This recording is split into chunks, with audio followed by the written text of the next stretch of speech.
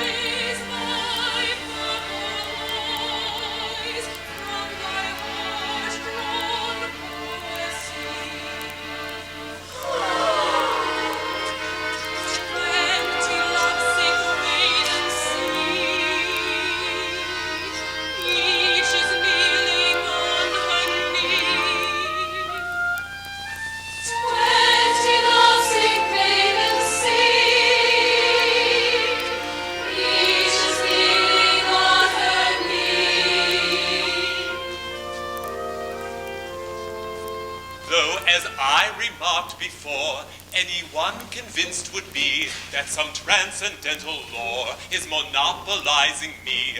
Round the corner I can see each is kneeling on her knee. Round the corner he can see each is kneeling on her knee. Now is not this ridiculous, and is not this preposterous? A thorough-paced absurdity, ridiculous, preposterous. Explain it if you can. Now is not this ridiculous, and is not this preposterous? A thorough-paced absurdity, explain it if you can. Instead of rushing eagerly to cherish us and pop. Instead of smiling dividends, casting books and dividends, flushing at us, flirting with the pen. They're actually staring at us, staring at us, jeering at us. It's all a dreaming for us, military men. They're actually staring at us, jeering at us. Pretty sort of dreaming for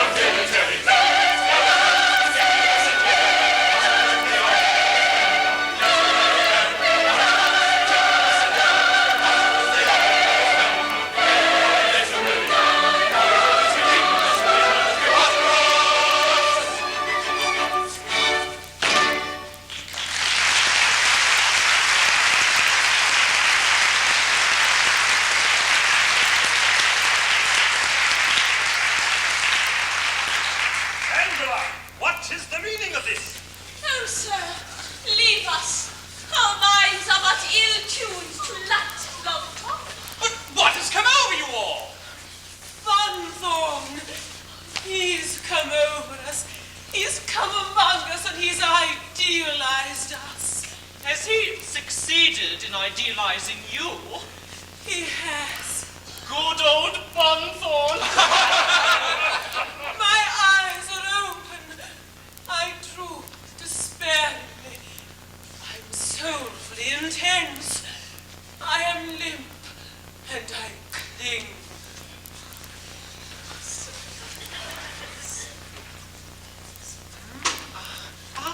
Finish! At last, finish. Are you better now? Yes. Oh, it's you. I am better now. The poem is finished, and my soul has gone out into it. That was all. It was nothing worth mentioning. It occurs 3 times a day. Ah, Patience! Dear Patience! Will it please you read it to us, sir? This we supplicate. Shall I? No! I will read it if you bid me. You can if you like. It is a wild, weird, fleshly thing, yet very tender, very yearning, very precious. It is called, Oh, Hollow, Hollow, Hollow. Is it a hunting song? A hunting song? No, it is not a hunting song. It is the wail of the poet's heart on discovering that everything is commonplace. To understand it, cling passionately to one another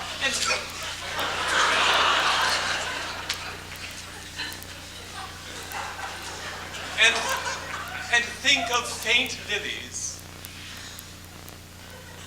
Oh, hollow, hollow, hollow.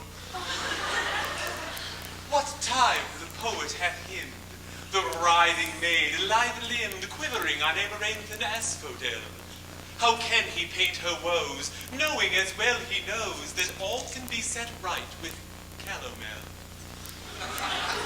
When from the poet's plinth the amorous colocynth yearns for the aloe, faint with rapturous thrills, how can he hymn their woes, knowing as well he knows that they are only uncompounded pills? Is it? And can it be? Nature hath this decree. Nothing poetic in the world shall dwell. Or that in all her works something poetic lurks. Even in colocynth and calomel? I cannot tell.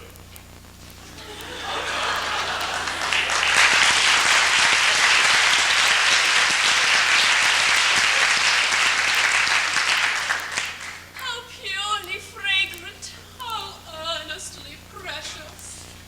Well, it seems to me to be nonsense.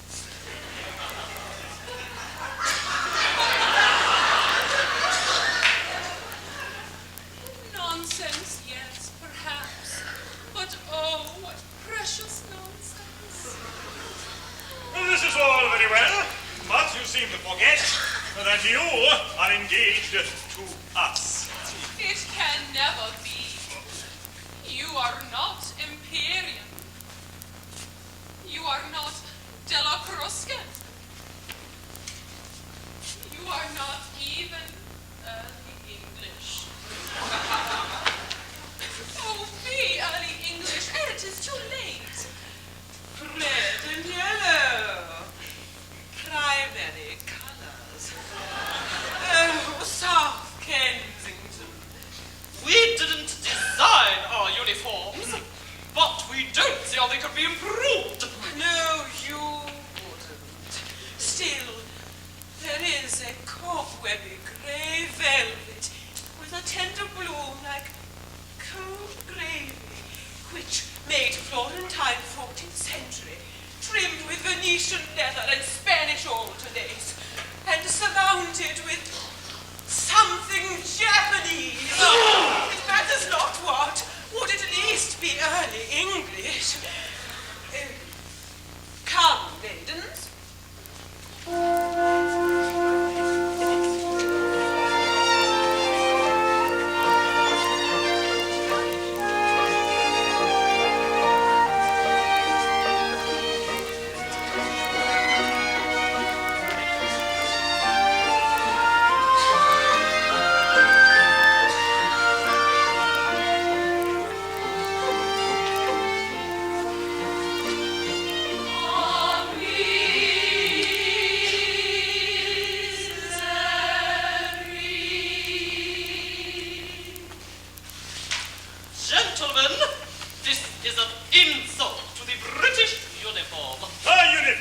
has been as successful in the fields in the courts of Venus as on the fields of Mars.